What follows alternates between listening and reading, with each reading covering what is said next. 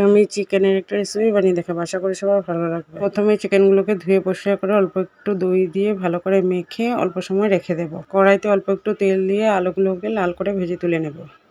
ওই তেলের মধ্যেই গরম মশলা, তেজপাতা ফোড়ন দিয়ে অল্প একটু পেঁয়াজ কুচি দিয়ে হালকা করে ভেজে নিয়ে তারপর মেখে রাখা চিকেনগুলো দিয়ে দেব।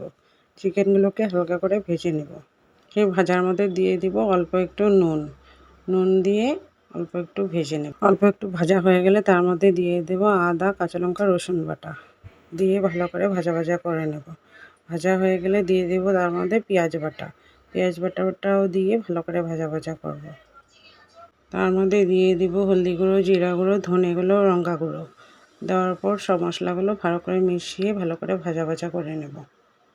মশলাগুলো দিয়ে অল্প একটু কষিয়ে নেওয়ার পর দিয়ে দেব পাঁঠার মাংসের চর্বিটা দিয়ে দেওয়ার পর ভালো করে নাড়াচাড়া করে একদম ভালো করে কষিয়ে নেব। তার মধ্যে দিয়ে দেব ভেজে রাখা আলুগুলো দেওয়ার পর ভালো করে কষিয়ে নেব। আর এক চুলোতে একটু গরম জল বসিয়ে রেখে দিয়েছি। লাস্টে একদম সবার শেষে অল্প একটু দই দিয়ে ভালো করে নাড়াচাড়া করে সেই গরম জলটা মাংসের মধ্যে প্রয়োজন মতন ঢেলে দেব। মাংসটা যখন সিদ্ধ হয়ে যাবে তার মধ্যে অল্প একটু গরম মশলা দিয়ে নাড়াচাড়া করে নামিয়ে নেব। বুঝতেই পারবে না এটা মুরগির মাংস না পাঁঠার মাংস। একবার বানিয়ে দেখতে পারেন, খেতে খুবই দারুণ লাগে।